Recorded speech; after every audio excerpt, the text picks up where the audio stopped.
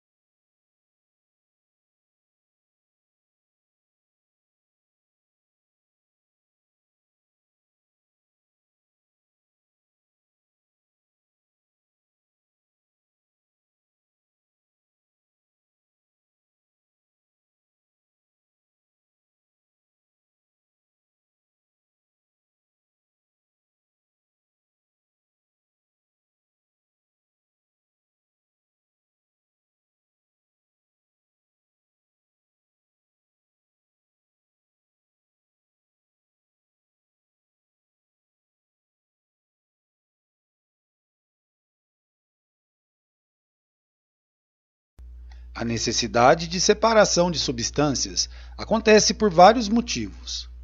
Em nosso dia a dia, por exemplo, para obtermos o sal de cozinha, é necessário separá-lo da água do mar. No tratamento da água, é necessário separá-la de impurezas para deixá-la potável, e a própria separação do lixo. São formas de separação de substâncias do nosso dia a dia. Além disso, por meio da separação de misturas, é possível também obter substâncias puras e estudar suas características de forma mais precisa. Nesse vídeo, conheceremos as principais formas de separação de misturas. A separação de misturas é o processo utilizado para separar duas ou mais substâncias e isolar o componente de interesse. O processo de separação pode ocorrer de várias formas, e o método utilizado vai depender de alguns aspectos, como, por exemplo, o tipo de mistura, se é homogênea ou heterogênea, a natureza das substâncias que formam as misturas, as propriedades como densidade, temperatura e solubilidade dos componentes que formam a mistura. Como vimos em aula anterior, as misturas homogêneas são aquelas que apresentam apenas uma fase. A seguir, veremos os principais processos de separação desse tipo de mistura. Destilação simples. A destilação simples é a separação entre duas substâncias sólidas dissolvidas em substâncias líquidas, através de seus pontos de ebulição.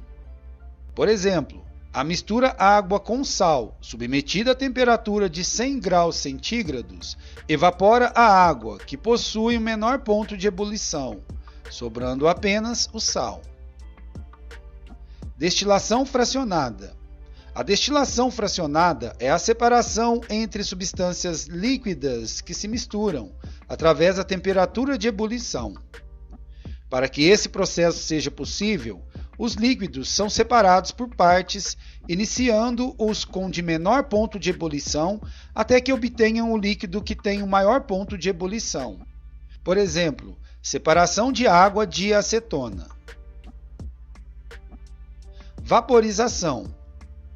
A vaporização, cujo tipo mais conhecido é a evaporação, consiste em aquecer a mistura sólido-líquido até o líquido passar para o estado gasoso, separando-se o soluto na forma sólida.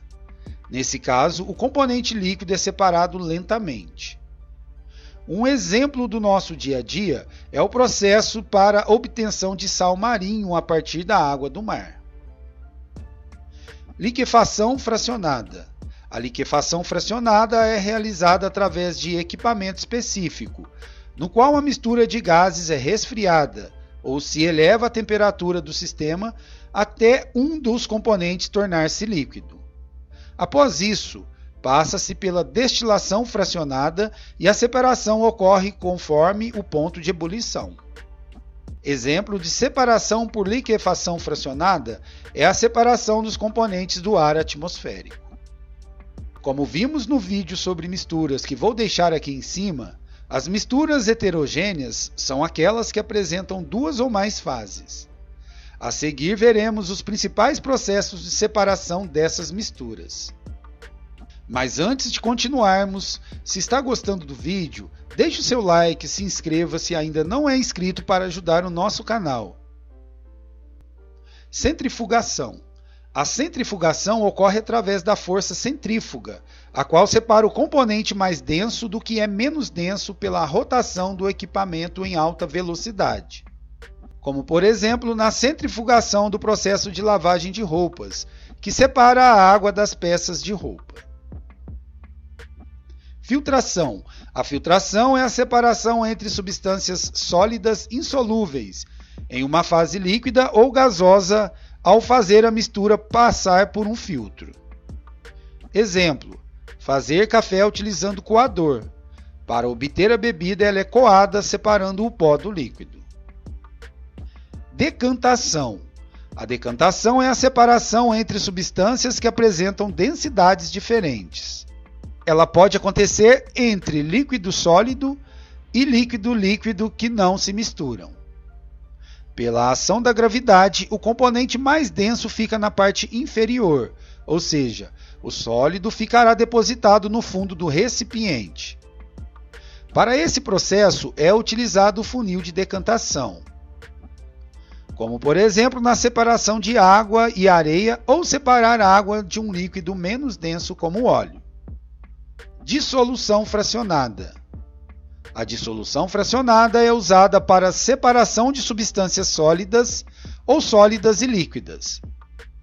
Ela é utilizada quando há na mistura alguma substância solúvel em solventes, como a água, que é adicionada para promover a separação.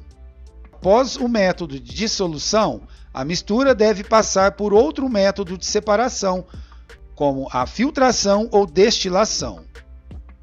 Exemplos de separação de misturas através da dissolução fracionada: a separação de areia do sal.